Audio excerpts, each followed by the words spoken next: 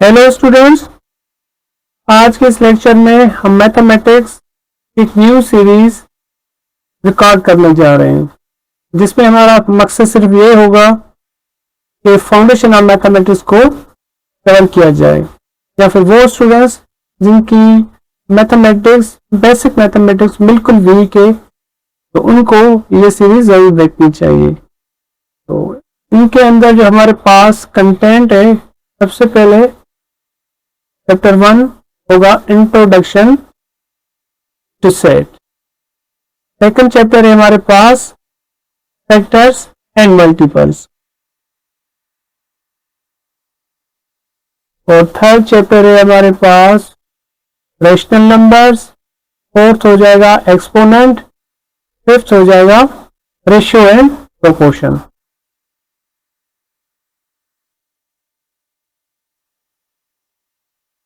And sixth one is percentage, then algebra,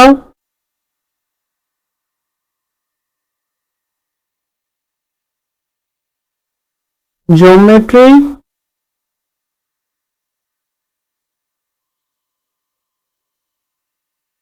और जो last होगा चैप्टर नंबर 9 वो होगा इंफॉर्मेशन हैंडलिंग।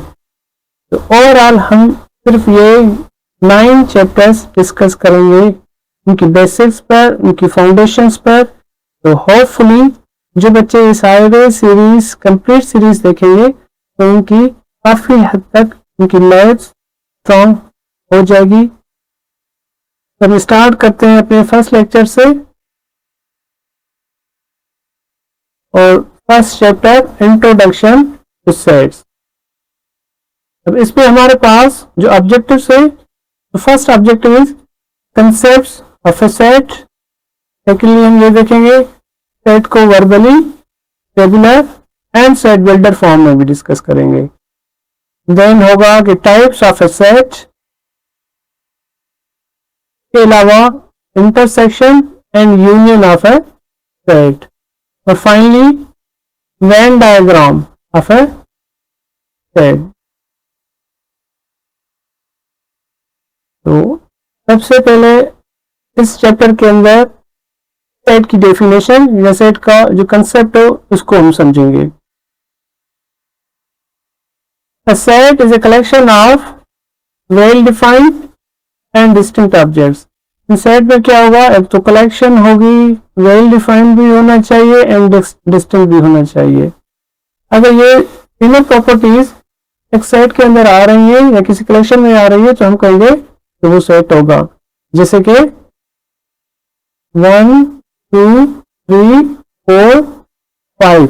अब इसके अंदर देखें कि this is a set of first 5 natural number, means ये कलेक्शन भी है, सेट वेल डिफाइंड भी है। वेल डिफाइंड इसलिए क्योंकि we know that this is the first 5 natural number and this all are distinct. तो हम कह सकते हैं कि this is a collection of well defined and distinct object. तो इसको हम सेट इजीली कह सकते हैं। Further, well defined means it must be clear that which objects belongs to the set and which does not. इसका मतलब है कि कौन से ऑब्जेक्ट सेट के अंदर एग्जिस्ट करेंगे या फिर नहीं करेंगे। लेट्स से इसमें देखें कि 1 2 3 4 5 belongs to let's say set A, तो but this does not belong to set A। अब ये कैसे कह सकते हैं कि ये बिलोंग कर रहे हैं, क्योंकि हमने ये देखा इस कलेक्शन के अंदर 1 2 3 4 5 है और 6 इसके अंदर एग्जिस्ट नहीं कर रहा। तो ये इसलिए पता चला क्योंकि ये given set is a well defined. Well defined है इस वजह से हम कह सकते हैं कि 1 से लेकर 5 तक ये सारे मेंबर्स सेट के सेट में आ जाएंगे, और 6 7 8 या फिर कोई और नंबर सेट से बिलोंग नहीं कर रहा, तो ये वेल डिफाइंड हो जाएगा। या फिर हमारे पास एक एग्जांपल है कि collection of positive numbers less than 10। Positive number less than 10 का मतलब है कि 1 2 3 से लेके 9 तक। अब ये भी हमारा एक सेट ही होगा। पॉजिटिव नंबर्स पे 1 से लेके 9 तक हमें पता है कि इस सेट के अंदर 9 मेंबर्स हैं। कलेक्शन भी है, वेल डिफाइंड भी है और डिस्टिंक्ट भी है। इस वजह से हम कह सकते हैं दिस इज अ सेट। या फिर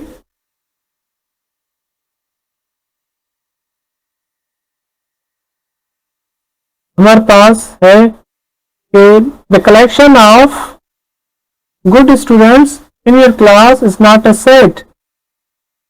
ये सेट क्यों नहीं कि एक क्लास के अंदर गुड स्टूडेंट्स का होना या ना होना ये सेट है या नहीं होगा। ये सेट नहीं होगा। ये सेट इसलिए नहीं हो रहा क्योंकि अच्छा स्टूडेंट होना या ना होना ये जो प्रॉपर्टीज है इसको हम किसी स्पेसिफिक रूल या मेथड या फार्मूले से डिफाइन नहीं कर सकते। डिफाइन नहीं कर सकते इट मीन्स ये वेल डिफाइंड नहीं है। तो ये जो कलेक्शन होगी इस कलेक्शन को हम सेट नहीं कहेंगे। हाँ, अगर वेल डिफाइंड होगा जैसे ये सेट था तो हम इसको सेट कह रहे थे।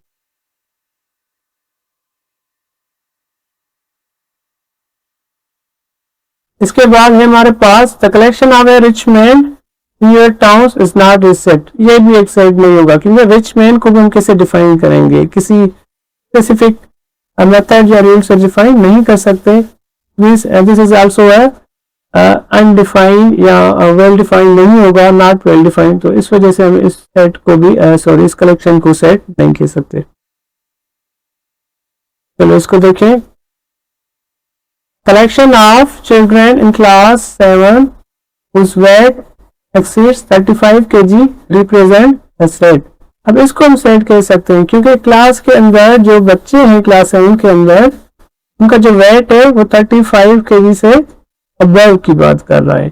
वो हम इजीली डिफाइन कर सकते हैं। अगर हम किसी क्लास के अंदर जाएंगे ऑब्वियसली क्या होगा, इसका वेट 35 मीन्स 35 हमें ये बता रहा है कि ये एक स्पेसिफिक रूल बता रहा है सेट को डिफाइन करने के लिए। तो हम वो चीज उस कलेक्शन को वेल डिफाइन कह सकते हैं। जब वेल डिफाइन होगी, डिस्टिंक्ट भी होगी, इट मीन्स कि वो सेट होगा।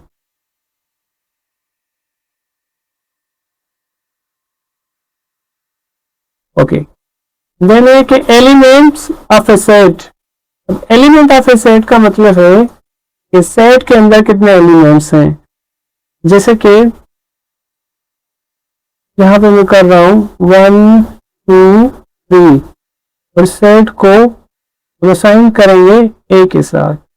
मुझे पता है कि 1 इस सेट के अंदर है तो हम यहाँ पे एक नोटेशन यूज करेंगे। This 1 belongs to set A, 2 belongs to set A, 3 belongs to set A, but 4 does not belongs to set A। अब ये जो नोटेशन है इसको हम पढ़ेंगे belongs, ठीक है, या फिर ये जो नोटेशन हो जाएगी इसको हम कहेंगे does not belongs। अगर कोई मेंबर इस सेट के अंदर होगा तो कहेंगे वो मेंबर, वो एलिमेंट, वो ऑब्जेक्ट बिलोंग करेगा उसी सेट के अंदर। अगर नहीं करेगा तो हम ये नोटेशन यूज करेंगे। और नॉर्मली हम क्या करते हैं, जो भी सेट होगा उसको हम हमेशा जो टेबुलर फॉर्म में होता है ज्यादातर उसको कर्ली ब्रैकेट में लिखते हैं और उसके अंदर जो मेंबर होंगे suppose A B C, these are 3 members. तो हमें ये कैसे पता चला कि 3 मेंबर्स है, क्योंकि यहाँ पे हमने एक कॉमा यूज किए 2 मेंबर्स को सेपरेट करने के लिए। Means there are 3 members in this set. तो कॉमन हमें ये बताया कि सेट के अंदर 3 मेंबर्स है। अब सेट को नॉर्मली डिनोट करने के लिए, असाइन करने के लिए हम कैपिटल लेटर्स का यूज करते हैं, जैसे A B C X Y Z, ठीक है। ये अगर सेट के अंदर जो मेंबर्स हैं, ऑब्जेक्ट्स हैं, ऐसे काम कर रहे हैं तो वो हमेशा हम क्या करेंगे, स्मॉल लेटर्स यूज करेंगे, एक्स वाई जी या फिर स्मॉल ए बी सी। तो ये हो गया फिलहाल concept of a set, element of a set. Next lecture में हम डिस्कस करेंगे descriptive form, tabular form and set builder form of a set.